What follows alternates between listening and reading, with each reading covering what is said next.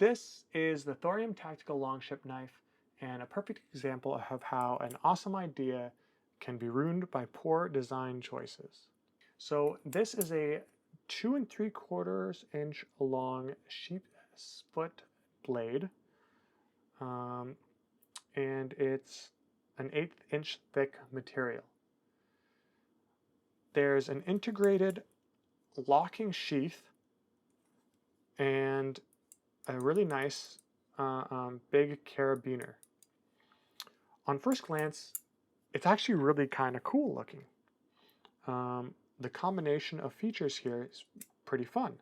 This locking blade is pretty great. Let's show you how it works.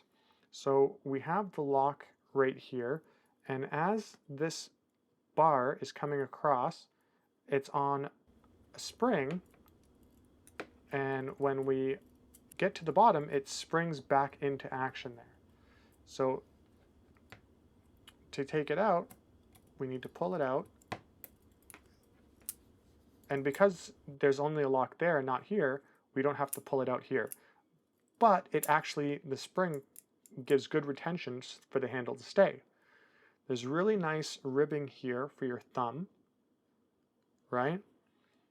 And the carabiner is a pretty good standard little carabiner. You can hang this as off of a backpack is where I would kind of see it. Maybe hang it off the belt loop of your pants. And it's pretty good. You're not going to hurt yourself with it. That lock is strong. So here's some survival paracord. And you can see here that it cuts it no problem. Here's the always wonderful dull blade knife test. It has cutouts for 3mm to 8mm wrenches, which I don't know why people still put these designs into their tools. It removes material that could be added strength for zero functionality. These really don't work well at all. Then we have here a 1/4 inch bit insert, because in the back of this included sort of, in my opinion, pointless but nice sheath, we have a double-ended bit that can go in here, but it just falls through. Like, honestly, there's no locking or anything like that. You'd have to really keep your hand on there to be able to use it. And I guess it functions as a T-bar, but in all honesty, most of the times you would need a T-bar like this. You'd have to be pushing down a lot too. It's not a great functionality, and it reduces the amount of working space you have. You know, it's just, again, you could have had more material here to added strength. And while we're on the topic of things that come out of the sheath, it's actually a decent sheath. And it comes in there, the bit goes in its own little spot back there, has a belt loop. But who's going to use it when you have that functionality? The strength of this knife is the functionality that you see right here, the locking sheath and the carabiner. Here is a banana for a scale. Please subscribe. And then the final kind of, I think, failure in design here is you have this hole here and you have this hole here. Why?